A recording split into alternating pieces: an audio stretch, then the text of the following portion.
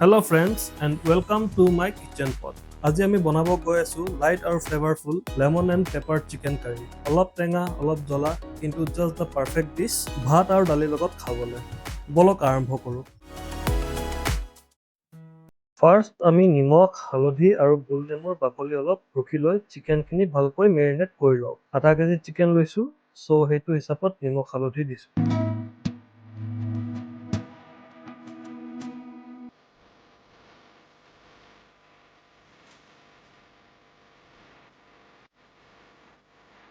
মই কি ingredients use কৰিছোঁ সেইবোৰ আপোনালোকে ডেছক্ৰিপশ্যনত পাই যাব। বিলাহীটো আমি পিউৰি কৰি লওঁ চ' ডেট গ্ৰেভিটো বহুত ধুনীয়াকৈ ওলায়। লেটছ ফায়াৰ ইট আপ আৰু কেৰাহী বহাই অলপ কেৰাহীটো গৰম হ'বলৈ। আধা কাপ মিঠাতেল ঢালিছোঁ আৰু অলপ গৰম হ'বলৈ ৰৈ দিছোঁ।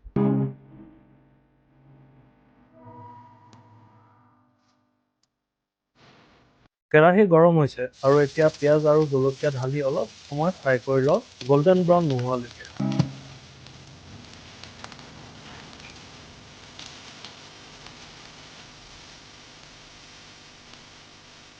পিঁয়াজৰ কালাৰটো ধুনীয়া হৈছে। এতিয়া ইয়াৰ ওপৰত পিচি থোৱা আদা নহৰু পেষ্ট দি অলপ দেৰি ফ্ৰাই কৰি লওঁ।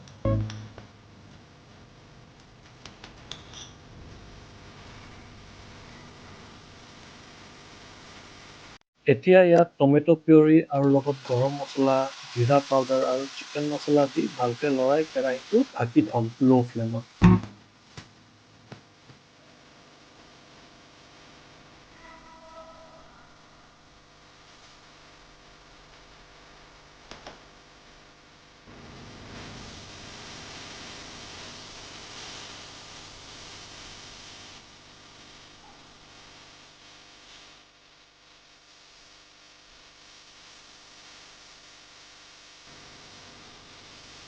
মছলাখিনি ধুনীয়াকৈ হৈ গৈছে। এতিয়া চিকেনখিনি দি পেলাই অলপ ফ্ৰাই কৰিম।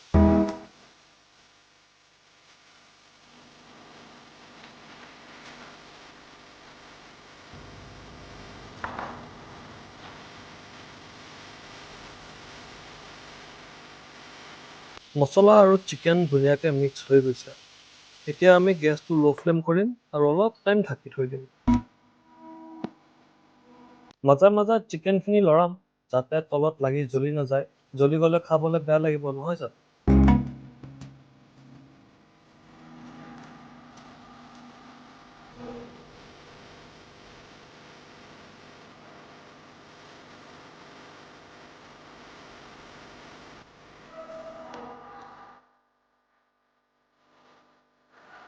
চিকেনখিনি সিজিছে আৰু এতিয়া ইয়াত আধা কাপ পানী দি লৰাম।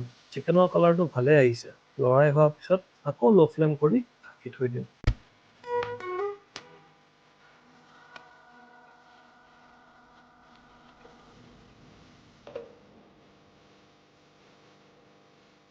এতিয়া আমি ইয়াত মেইন ইনগ্ৰিডিয়েণ্টছ মানে গোল নেমু আৰু জালুক দিম। মই 2টা গোল নেমু চেপি দিছোঁ আৰু লগত জালুকৰ গুড়ি দি ভালকৈ লৰাম।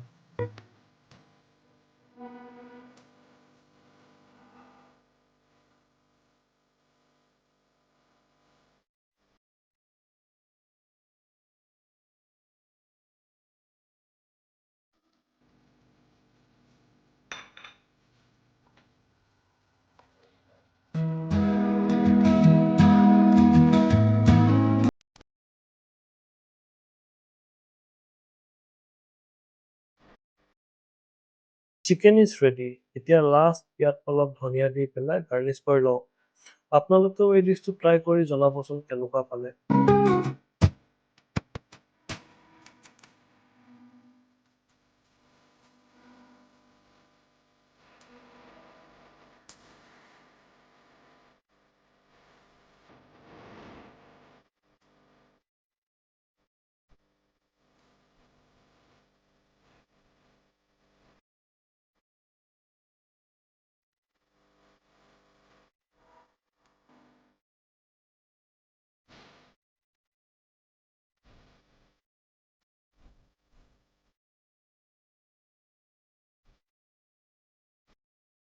ধন্যবাদ আজিৰ ৰেচিপিটো চোৱাৰ বাবে।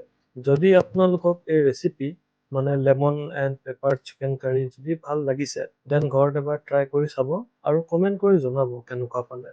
আৰু এনেকুৱা চিম্পল আৰু হোমলি ৰেচিপিৰ বাবে এই ভিডিঅ'টো লাইক কৰিব নাপাহৰিব আৰু চেনেলটো ছাবস্ক্ৰাইব কৰি দিব। লগ পাম আকৌ মোৰ নেক্সট ৰেচিপিত।